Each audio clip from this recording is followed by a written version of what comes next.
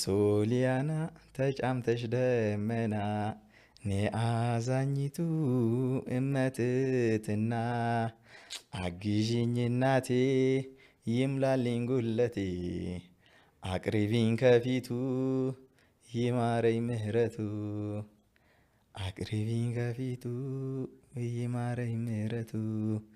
እኔ እንጃ አንዳንድ ሰው እንደዚህ ይደንቀኛል የእሷን ምህረት አሰጪነት ሲክድ እና ምህረትን በእሷ መንገድ አታገኙም ሲሉ ማለት እግዚአብሔር አምላክ እንኳን ከኛ ተሽሎ እንደምትሻልና ከኛ የበለጠች እንደሆነ መርጧት ያሳያትን እምብርት የሚክዱ ሰዎች ይገርሙኛል። ያ ማለት ምኑ ይደንቃል የድንግል ማርያም? ለምሳሌ ምኑ ይደንቃል ስትለኝ አምላክ እንደሆነ እንኳን እያወቀች የምትርበተበትለት የምትንቀጠቀጥለት አምላክ ልጇ እንደሆነ አምላክም ነው ልጇም ነው አይደለም። ግን አምላክ መሆኗን ሙሉ በሙሉ ደግሞ ታውቃለች አምላኳ እንደሆነ። ከዛ ደግሞ ቢጎዳም አምላክ ነው ምን ችግር አለው ብላም እኮ መተው ትችላለች። ምንም አይሆንም አምላክ ነው ልጄ። ግን እንደዛ አይደለችም። ሲጠፋ ምን ያህል ነበር የተሳቀቀችው? ምን ያህል ነበር የተጨነቀችው? ምን ያህል ነበር እያነባች የተሯሯጠችው? እሱን ይዛስ የተሰደደችው?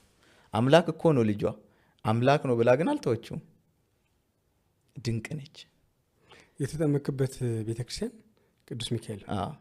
የቅዱስ ሚካኤልን መዝሙር ትችላለህ አሉኝ።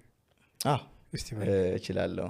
ብዙ ልጆች አሉት ለስሙ ምስክር በዙሪያው ያሉትን አብቅቷል ለክብር ስለ ፍጹም ምልጃው ለእኔ ግን ይለያል መላኩ ሚካኤል ስለው ደስ ይለኛል። ለእኔ ምስክር እንዴ 100% መሰክርለት። ምክንያቱም አንደኛ የመጀመሪያ ምክንያት ሆኖ ደጃፉ ላይ ገተረኝ። እዛው ቤተክርስቲያን ለሚደረገው ጸሎት እኔ ፊቱ እንድቆም ምክንያት ሆነኝ። ማን ያውቃል? እኔ ቆምኩኝ አልኩኝ እንጂ እሱ አቅፎ እኮ አቁሞኝ ሊሆን ይችላል። እዛ ጋር ቅዱስ ሚካኤል ከአጠገቤ ቆሞ ነው ያቆመኝ። አልታየኝ ይሆናል እንጂ ገባ። ወደ ቀደመው እምነትህ ወደ ቀደመው እስልምና እምነትህ ሊመልስህ የሚችል ምድራዊ ኃይል አለ? በጣም ሊኖር። ለምን መሰል እንደዛ ምልህ ብዙዎቹ ሳይሆን ጥቂቶቹ፣ ብዙዎቹ በጣም በሚገርም ሁኔታ ጸንተው አሉ። ብዙዎቹንም እያፈሩ ነው ያሉት። ምስክርነትን በአደባባይ መስጠት ተገቢ ነው። ለምን በሰው ፊት የመሰከረልኝን በሰማይ አባቴ ፊት የመሰክርለታለሁ ተብሏል ነው። አንተ ደግሞ ወደ 2 ዓመት አልፈዋል። 2 ዓመት ሙሉ ጸንተሃል። እውነት ነው። ያውም በብዙ ፈተና ውስጥ ሆነ የቤት ኪራይ የምትከፍለው አጣህ፣ ተርበህ ተጠምተህ ጎዳና ላይ ወጣህ፣ ብዙ ስቃይ ውስጥ ሆነ አልፈህ አሁን እግዚአብሔር ይመስገን በንጽጽር ጥሩ ህይወት ውስጥ ነው ያለው። እግዚአብሔር ይመስገን። የረድሁንም ሰዎች ትነግረኛለህ ወደ ኋላ እና ነገ ከነገ ወዲያ ስድቡ፣ ማስፈራሪያው፣ እዛቻው፣ ጫጫታው ቤተሰብህን እናጠፋብሃለን እንገልብሃለን ብትባል ከዚህም ወገን ከዛም ወገን ከየትኛውም ወገን ሊሆን ይችላል አንተን በአንተ ላይ የሚደርሱ ምድራዊ መከራዎች፣ ፈተናዎች ወደ ኋላ የመመለስ አንተን አቅም አላቸው? በጣም ሊኖራቸው አይችልም። ለምን ካልከኝ ከነዚህ አሁን ካልኳቸው ነገሮች መሃል የተወሰኑት ከዚህ በፊትም ተብያለሁ። በስልክም በመደወል አስፈራርተውኛል። ከዛም ውጪ ደግሞ በዓለማዊ ነገሮች በጣም ብዙ ተሰቃይቻለሁ። አሁንም ድረስ እግዚአብሔር ይመስገን እየተሰቃየውን ቢሆን እግዚአብሔርን እያመሰገንኩም አልፋቸው ነገሮች አሉ።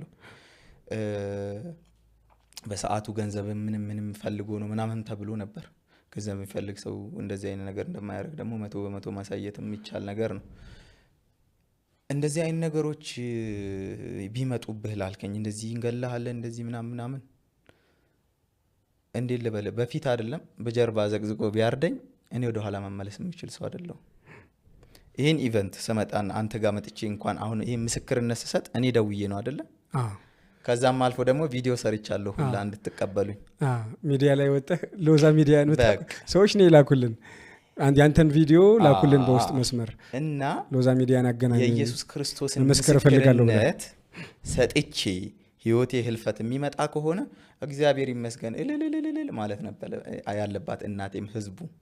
ምክንያቱም ወደ ንጽህናው መንገድ መጥቼ ከንጽህና ጋር ስለሄድኩ ምንም ችግር የለብኝም፣ በደስታ አቀበለዋለሁ። እግዚአብሔር ነው ብለ ሰው እንኳን እኔ አይደለም ታሞ ምናምን አልጋ ላይ ሆኖ ምናምን መሞቻውን ሲጠባበቅ ይጨናነቃል አይደለም። እኔ በፈገግታ ነው እየሳኩ ነው መሞተው። ሞትም ከሆነ የሚመጣብኝ የአካል ጉዳትም ከሆነ የሚመጣብኝ እግዚአብሔር ይመስገን እያልኩ በደስታ አሳልፈው